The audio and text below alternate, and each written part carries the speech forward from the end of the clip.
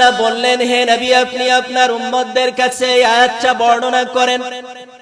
আপনি দেখেন, ওয়াইদ ক্বালা লুকমানু, হে নবী আপনি কি জানেন না, স্মরণ করেন ওই সময় ওয়াইদ ক্বালা লুকমানু লিবনিহি, লুকমান আলাইহিস সালাতু ওয়াস সালাম লিবনিহি, তার যে সন্তান ছিল সেই সন্তানকে দাওয়াত দিলেন। কি দাওয়াত দিলেন? তার সন্তানকে দাওয়াত দিলেন।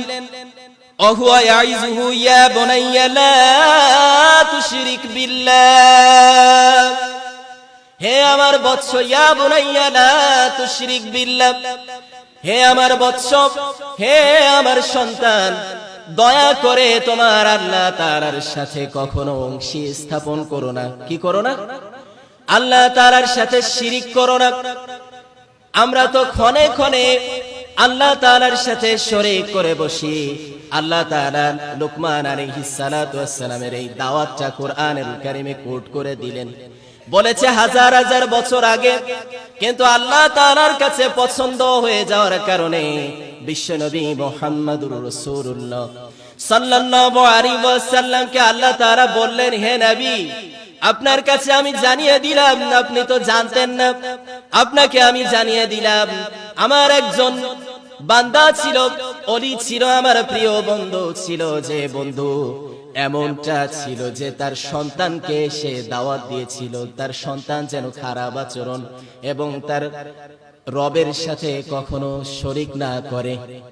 কিভাবে ডাক দিলেন একটু খেয়াল করেন, ইয়া বুনাইয়া, হে আমার প্রিয় বৎস, হে আমার সন্তান। কিভাবে? আদরের সহিত। আপনি যদি বলেন এই যে করিস না কেন, বলি না আমরা, এই বললে কিন্তু শুনবে না। আল্লাহ তাআলা বোঝালেন, দেখেন আপনার সন্তানকে আপনি কিভাবে দাওয়াত দিবেন, দাওয়াত দিবেন এইভাবে, ইয়া বুনাইয়া, ভালোবাসার সহিত, যে হে আমার বৎস, হে আমার সন্তান, আসেন। দেখেন না, এইটা এইভাবে করেন, আপনি দয়া করে আপনার রবের সাথে কি করবেন না? শিরিক করবেন না। কিন্তু আমরা কিন্তু আমার সন্তানকে এইভাবে দাওয়াত দেই না। এবার আল্লাহ তাআলা বললেন, তিনি শেষ কথা বললেন, ইন্নাশ শিরকা লাযুলমুন আযীম, নিশ্চয় শিরক সব থেকে উৎকৃষ্ট, আযীম মানে সব থেকে শ্রেষ্ঠ গুনাহের মধ্যে একটা, সব থেকে বড় গুনাহ হলো কি? শিরক। আল্লাহ তাআলা বললেন, আমি লুকমান আলাইহিস সালাতু ওয়াস সালামের উপরে খুশি হয়ে গেলাম। কি হলাম? লুকমান আলাইহিস সালাতু ওয়াস সালামের উপরে আমি খুশি হয়ে গেলাম। খুশি হওয়ার পরে আমি সমস্ত সন্তানদের জন্য দাওয়াত দিয়ে দিলাম, ওয়া ওয়াসাইনাল ইনসানা বিওয়ালিদাইহি, কি করো? ওয়াসাইনাল ইনসানা বিওয়ালিদাইহি, তুমি তোমার পিতামাতার সাথে সদাচরণ করো। আল্লাহ তাআলা সূরাতু বানী ইসরাঈলের ভিতরে বললেন, অকদা রাব্বুকা আল্লা তা'বুদু ইল্লা ইয়্যাহু ওয়া বিল ওয়ালিদাইনি ইহসানা, তোমার রবের ইবাদতের পরে তোমার পিতামাতার সাথে সদাচরণ করো। এবার এইখান থেকে আমাদের বোঝার একটা বিষয় আছে। সেই বোঝার বিষয়টা হলো এই, যে আপনি যখন আপনার সন্তানকে আল্লাহ তাআলার দিকে ধাপিত করতেছেন, তখন আল্লাহ তাআলার দায়িত্ব হয়ে যায় যে আপনার সন্তানকে আপনার কথা মতো পরিচালনা করার। সুবহানাল্লাহ, কি বলেছে বুঝতে পারছেন? আপনি যখন আপনার সন্তানকে আল্লাহ তাআলার দিকে ধাপিত করলেন, কনভিন্স করলেন, যখন তাকে ডেকে আনলেন, আনার সাথে সাথে সে কি করলো? আল্লাহ তাআলা তার রূহের ভিতরে এই দাওয়াত পৌঁছে দিল, হে আমার ইয়া বানি আদম, হে আদম সন্তান, তুমি তোমার পিতামাতার সাথে খারাপ আচরণ করো না। কিন্তু আপনি আপনার সন্তানকে জীবনে নামাজের দিকে ডাকেন না, আল্লাহ তাআলার দিকে ডাকেন না, আর পরবর্তীতে হুজুরের কাছে এসে পানি পড়াছেন, যে পানি পড়ে দেন, আমার সন্তানটাকে একটু দোয়া করে দেন যেন আমাদের কথা শোনে। শুনবে? হ্যাঁ, আপনি আগে আল্লাহ তাআলার দিকে ডাকবেন, সে আল্লাহ তাআলার পক্ষ থেকে আপনার সাথে সদাচরণ করবে ইনশাআল্লাহ। কিন্তু আমাদের দাওয়াতি কার্যক্রম হয়ে গেছে হলো উল্টো। একজন সাহাবী রাসূলুল্লাহ সাল্লাল্লাহু আলাইহি ওয়াসাল্লামের পিছনে দাঁড়িয়ে সালাত আদায় করছিলেন। সালাত আদায় করা অবস্থায় রাসূলুল্লাহ সাল্লাল্লাহু আলাইহি ওয়াসাল্লাম যখন রুকু থেকে উঠে দাঁড়িয়ে গেলেন, রুকু থেকে উঠে দাঁড়িয়ে যাওয়ার সাথে সাথে যখন বললেন সামিআল্লাহু লিমান হামিদা, আমরা যা কিছু পড়ি আমরা যা আমার রবের শানে তিলাওয়াত করি, যতটুকু শুকরিয়া আদায় করি, সব কিছু আমার রব শোনেন। এবার পেছন থেকে সাহাবীরা বলে উঠলো, রব্বানা লাকাল হামদ, সেই রবের শুকরিয়া আদায় করছি। একজন সাহাবী নিজে থেকে বানিয়ে বলে বসলো, হামদা কাসীরান তাইয়িবান মুবারাকান ফি। এটা বলার পরবর্তীতে সালাত যখন শেষ হয়ে গেল, সালাত শেষ হয়ে যাওয়ার সাথে সাথে রাসূলুল্লাহ সাল্লাল্লাহু আলাইহি ওয়াসাল্লামকে সামনের দিকে ফিরে দেখা গেল, তিনি জিজ্ঞাসা করে বসলেন, এমন কে আছো? সমস্ত সাহাবীরা যখন রব্বানা লাকাল হামদ পড়লো, অতিরিক্ত একটি দোয়াকে যোগ করে পড়েছো, আমার সামনে হাজির হও। কোন সাহাবী উত্তর দেয় না।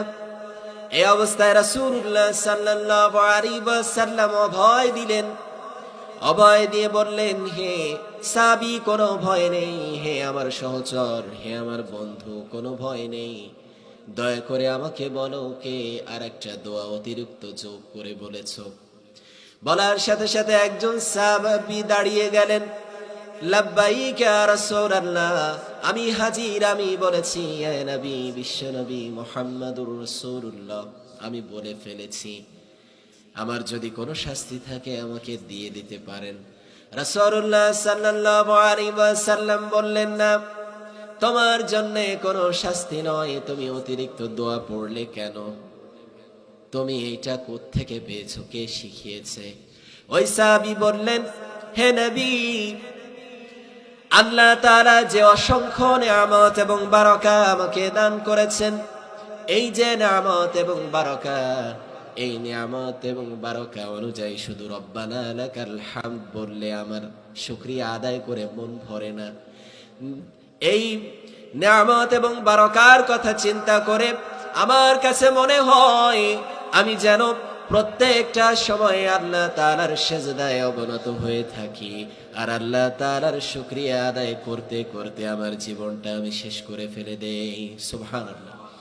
এবার বললেন যে আমি অতিরিক্ত এই দোয়াটা আল্লাহ তাআলার শানে আমি পড়ে ফেলেছি। রাসূলুল্লাহ সাল্লাল্লাহু আলাইহি ওয়াসাল্লাম বললেন, তোমার এই দোয়াটা আল্লাহ তাআলা এতটা বেশি খুশি হয়েছেন, যার কারণে অগণিত ফেরেশতারা এই দোয়াটার সওয়াবগুলো, এই দোয়াটাকে আরশে আজিমে আল্লাহ তাআলার কাছে এই আমলনামাটা পৌঁছে দেওয়ার জন্য প্রতিযোগিতায় লিপ্ত হয়ে গিয়েছে। হে সাহাবী, তুমি শুধু নয়, এরপর থেকে প্রত্যেকজন সাহাবী যেন এইভাবে আল্লাহ তাআলার শুকরিয়া আদায় করে। সুবহানাল্লাহ। তাহলে কি আমরা যদি আল্লাহ তাআলার শুকরিয়া আদায় করি তাহলে আমাদের আল্লাহর নিয়ামত শেষ হয়ে যাবে? শেষ হবে না। এই কারণে আমরা সব সময় আল্লাহ তাআলার শুকরিয়া আদায় করব।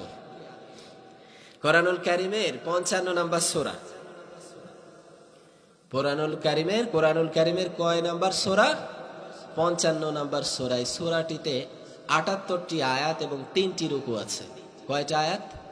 78টি আয়াত এবং 3টি রুকু আছে। আমি 13টি আয়াত তিলাওয়াত করেছি। কয়টি? 13টি আয়াত তিলাওয়াত করেছি। এই ছোট্ট সময়ে এই সূরার পূর্ণাঙ্গ তাফসীর আমার পক্ষে করা সম্ভব নয়। যতটুকু পারি ইনশাআল্লাহ তাআলা ততটুকু জানানোর চেষ্টা করব। আল্লাহ তাআলা ভুলভ্রান্তি মাফ করে দিয়ে তদ অনুযায়ী আমাদের সকলকে আমল করার মতো তৌফিক দান করেন। সকলে বলি আমিন। এই সূরাটা যখন রাসূলুল্লাহ সাল্লাল্লাহু আলাইহি ওয়াসাল্লামের উপরে নাজিল হলো, আমরা আগে নাজিলের প্রেক্ষাপটটা জেনে নেই।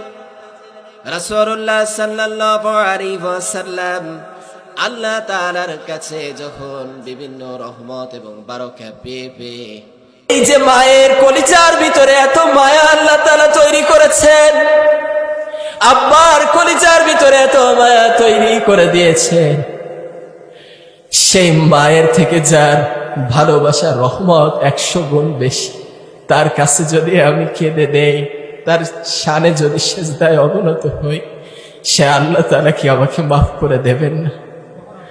সে আল্লাহ তাআলা কি আমাকে মাফ করে দেবেন না? আল্লাহর নবী কেঁদে দিয়ে বললেন, হে সাহাবী, নিশ্চিত আল্লাহ তাআলা তোমাকে মাফ করে দেবেন। তোমার যারা যে পাপের সাথে যুক্ত আছে না, আমরা সবাই পাপ করি, কি আমরা সবাই ভুলের ভিতরে আছি, কিন্তু আল্লাহ তাআলা তো এমন রব যার কাছে চাইলেই তিনি মাফ করে দেন। একজন সাহাবী, শেষ একেবারে আমার আলোচনার মূল বিষয় শেষ হয়ে গিয়েছে। একজন সাহাবী রাসূলুল্লাহ সাল্লাল্লাহু আলাইহি ওয়াসাল্লামের কাছে এসে জিজ্ঞাসা করতেছে, হে মুহাম্মদ সাল্লাল্লাহু আলাইহি ওয়াসাল্লাম, হে মুহাম্মদ সাল্লাল্লাহু আলাইহি ওয়াসাল্লাম, আমি শুনলাম হাসরের ময়দানে নাকি বিচারের কার্য এসে যাবে, ওই সময় কেউ নাকি জাহান্নামের আযাবের ভিতরে পতিত হয়ে যাবে। হে মুহাম্মদ, সেই সময় আযাব কে দেবেন, কে বিচার ফয়সালা করবেন? মুহাম্মদ সাল্লাল্লাহু আলাইহি ওয়াসাল্লাম বললেন, আল্লাহ তাআলা। এবার ওই সরল সাহাবী বললেন, হে মুহাম্মদ, আমি যার পায়ে সেজদায় অবনত হই সেই আল্লাহ। কি বলতেছে? আমি যার পায়ে সেজদায় অবনত হই সেই আল্লাহ? বলতেছে হ্যাঁ সেই আল্লাহ। বলতেছে আমি যার জন্যে হারাম খাই না সেই আল্লাহ? বলতেছে হ্যাঁ সেই আল্লাহ। আমি যার জন্যে যত প্রকার খারাপ কাজ আছে বেঁচে থাকার জন্য চেষ্টা করি সেই আল্লাহ? বলতেছে হ্যাঁ সেই আল্লাহ। আমি যার জন্যে রাত্রি বেলায় তাহাজ্জুদে উঠে সেজদায় অবনত হয়ে কেঁদে দিয়ে বলি, হে আল্লাহ তাআলা আমার গুনাহগুলো মাফ করে দেন, সেই আল্লাহ? বলতেছে হ্যাঁ সেই আল্লাহ। বলতেছে তাহলে আমার কোনো চিন্তা নাই, আমি যাই। সুবহানাল্লাহ। মুহাম্মদ সাল্লাল্লাহু আলাইহি ওয়াসাল্লাম বললেন যে দাঁড়াও, কি বলো তোমার কোনো চিন্তা নাই? বলতেছে হে মুহাম্মদ সাল্লাল্লাহু আলাইহি ওয়াসাল্লাম, হ্যাঁ আমার কোনো চিন্তা নাই। কেন চিন্তা নাই আপনি শোনেন। এই দুনিয়ার বুকে আপনি না বলেছেন আল্লাহ তাআলার যে মায়া, যে দয়া, সেই দয়া থেকে 100 ভাগ থেকে 1 ভাগ এই দুনিয়ায় পাঠানো হয়েছে। সুবহানাল্লাহ। এই 100 ভাগ থেকে 1 ভাগ আল্লাহ তাআলা দুনিয়ায় পাঠিয়েছেন।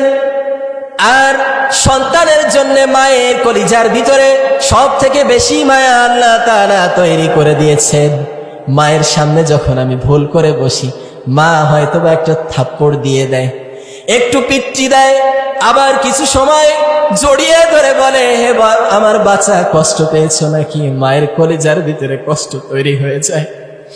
হে মুহাম্মদ সাল্লাল্লাহু আলাইহি ওয়াসাল্লাম, মা একটু পরেই কিন্তু মাফ করে দেয়, দেয় না? হে মুহাম্মদ সাল্লাল্লাহু আলাইহি ওয়াসাল্লাম, মা একটু পরেই তো মাফ করে দেয়। যতই ভুল করে বসি, মা কিন্তু একটু পরে মাফ করে দিয়ে আবার জড়িয়ে ধরে। আব্বুর কাছে ভুল করে বসলে পিচ্চি দেয়, কিন্তু আবারও কিন্তু আব্বা মাফ করে দেয়। এই যে মায়ের কলিজার ভিতরে এত মায়া আল্লাহ তাআলা তৈরি করেছেন, আব্বার কলিজার ভিতরে এত মায়া তৈরি করে দিয়েছেন, সেই মায়ের থেকে যার ভালোবাসা রহমত 100 গুণ বেশি, তার কাছে যদি আমি কেঁদে দেই, তার শানে যদি সেজদায় অবনত হই, সে আল্লাহ তাআলা কি আমাকে মাফ করে দেবেন না? সে আল্লাহ তাআলা কি আমাকে মাফ করে দেবেন না? আল্লাহর নবী কেঁদে দিয়ে বললেন, হে সাহাবী, নিশ্চিত আল্লাহ তাআলা তোমাকে মাফ করে দেবেন। তোমার মতো ঈমান নিয়ে যদি আমার কোন উম্মত আল্লাহ তাআলার শানে তাওবা করে ফিরে আসে, নিশ্চিত আল্লাহ তাআলা তার জীবনের গুনাহ মাফ করে দিয়ে জান্নাতুল ফেরদাউস নসিব করে দেবেন। আমরা পারবো না? আমরা কি পারবো না তেমন উম্মত হতে? আল্লাহ তাআলা আমাদের সকলকে যতটুকু কোরআনুল কারীমের আলোচনা করলাম, সূরাতুল বাকারার 20 নাম্বার রুকু 164 থেকে 167 নাম্বার আয়াত পর্যন্ত হয়তো হক আদায় করতে পারি নাই। ভুল ত্রুটিগুলো আল্লাহ তাআলা মাফ করে দিয়ে সহিটুকু আমাকে, আপনাদের সকলকে, এবং এই মাইকের আওয়াজ যতদূর গিয়েছে ততদূর পর্যন্ত সকলকে আমল করার মতো। আল্লাহ তাআলা বললেন, হাল আতা আলাল ইনসানি হিরুম মিনাদ দাহরি লাম ইয়াকুন শাইআম মাযকুরা।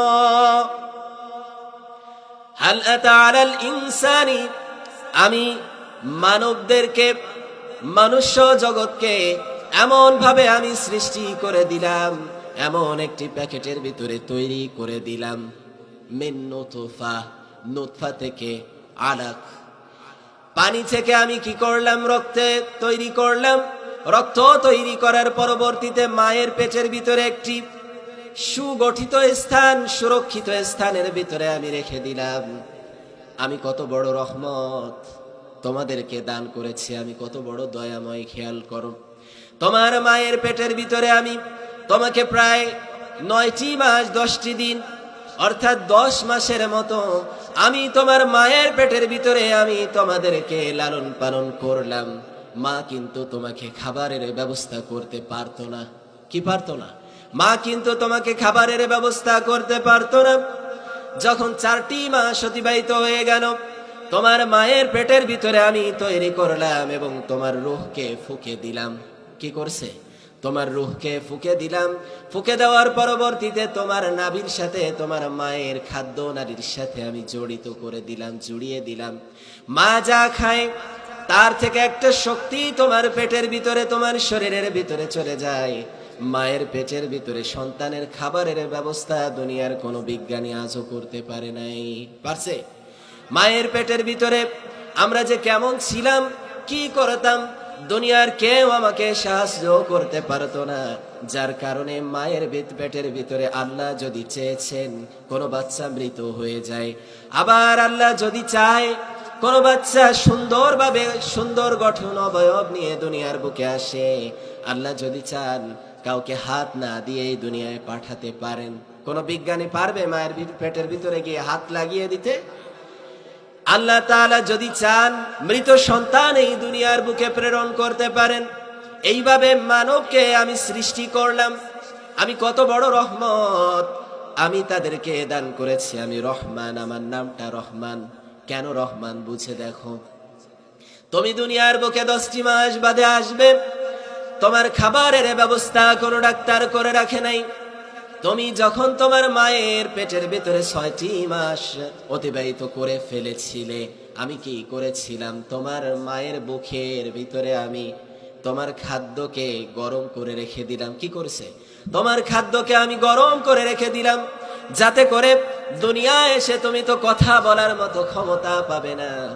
ওই সময় শুধুমাত্র তুমি একবার যদি কেঁদে দাও, তোমার মায়ের রূহের ভিতরে, কলবের ভিতরে, কলিজার ভিতরে এতটা মায়া আমি তোমার জন্য তৈরি করলাম। সন্তান যদি কেঁদে দেয়, মা কোনো কাজ হাতে করতে পারে না, কাঁপাকাঁপি শুরু হয়ে যায়। কি হয়? মায়ের ভিতরে আমি রহমত তৈরি করে দিলাম, যাতে করে তুমি কান্না করার সাথে সাথে তুমি তো ডাকতে পারো না। তোমার হাত ছিল না, তোমার পা ছিল না। কেমন? তোমার হাত ছিল, হাতের কোনো শক্তি ছিল না। হে বানি আদম, আল্লাহ তাআলা বলছেন, ইয়া বানি আদম, হে আদম সন্তানেরা, তোমার হাত ছিল, হাতের শক্তি ছিল না, ধরার ক্ষমতা ছিল না। ছিল যখন আমাদের বয়স 7 দিন, ধরেন 7 দিনে হাত দিয়ে কিছু ধরতে পারতাম। চোখ ছিল, চোখ দিয়ে কোনো কিছু বোঝার মতো ক্ষমতা ছিল না। ব্রেন ছিল, ব্রেন দিয়ে কোনো কিছু বুঝে বলার মতো ক্ষমতা ছিল না। পা ছিল, হাঁটার মতো ক্ষমতা ছিল না। তিনি হলো আমাদের এমনই রব, এমনই রহমান। আমরা না চাইতেই আল্লাহ তাআলা আমাদেরকে সব কিছু দান করে দিলেন। না চাইতেই, কোনো কিছুই আমরা চাইলাম না, সব কিছু আমাদের জন্য আল্লাহ তাআলা দান করে দিলেন। এমনকি মায়ের কলিজার ভিতরে আমাদের জন্য যে ভালোবাসা আল্লাহ তাআলা দান করলেন, যে ভালোবাসার কারণে আমরা প্রতিনিয়ত যা কান্না করার সাথে সাথে মা আমাদের কাছে ছুটে চলে আসতো। এবার আল্লাহ তাআলা বললেন যে, হে আমি তো রহমান, শুধু এইভাবেই আমি রহমান নই, তোমাকে আমি 5টা জিনিস স্বতন্ত্র দান করেছি। সবাই এই জিনিসটা জেনে রাখার চেষ্টা করবেন। 5টা জিনিস আল্লাহ তাআলা প্রত্যেকটা মানুষকে স্বতন্ত্রভাবে দান করেছেন।